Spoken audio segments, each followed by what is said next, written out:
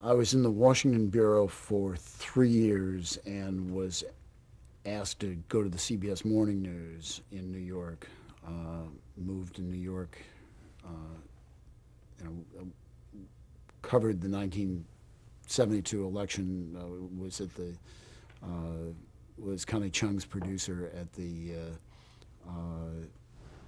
72 convention in which George McGovern was nominated, and uh, this stormy thing in which the Young Turks, led by Jesse Jackson, kind of overturned the Democratic order so that the convention was this wild and woolly affair that went on until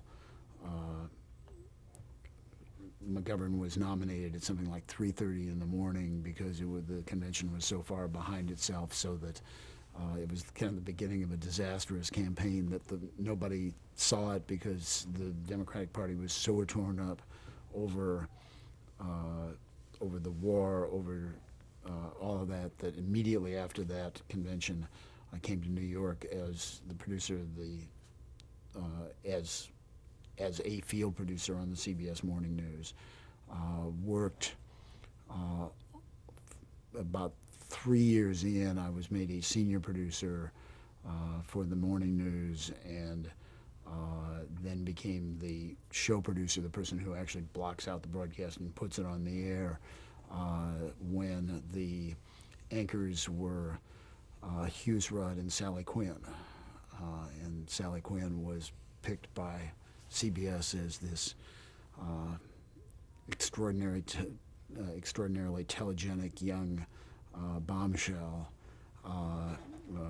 very smart, and said, "Boy, if we bring in a young woman, attractive, this is going to be the secret to turning morning television around." And Hughes was this gruff, grumpy sort of thing. And the broadcast lasted about 9 months, and Sally wrote a book called "We're Going to Make You a Star," that was kind of laughing at these broadcast executives who just thought that they could make anybody into a television star. It was a huge failure. And then I was continued as the broadcast producer. After that, it was Bruce Morton uh, and Hughes Rudd, and uh, then a funny thing happened. I mean, I was uh, an up and coming young Turk, and one night, Richard Threlkeld, who was then the San Francisco correspondent, who was an extraordinary correspondent through the years, was talking to me about his piece, and he said, "Well, you wouldn't understand because you haven't spent that much time out in the field," and it just cut me right here, and that even though I was the senior producer on the broadcast, that Threlkeld would say, "But you really don't get it," hit me very, very deeply. And I said, that's not okay. And they kept stuck in my mind. And shortly after that, I mean, I was always the kid who grew up not having anything. The first time I was ever on an airplane was when on for our honeymoon, and I mean, we grew up. We didn't have any money, and I worked my way through college and uh, whatever. But I made my first trip shortly after that on a trip with President Ford to Japan and Korea, and that was the first time I'd ever been out of the country. And at that point, I had kind of a mix of ideas. That I heard about a Fulbright fellowship that was in Japan, and several different Fulbright fellowships, but one in Japan. The people who knew I'd really loved being in Japan, and I had kind of a mix of ideas that I said, I've always wanted to take my family on a trip around the world, and if I took a Fulbright fellowship to Japan, that you can buy a round the world ticket to make it because it's the halfway point.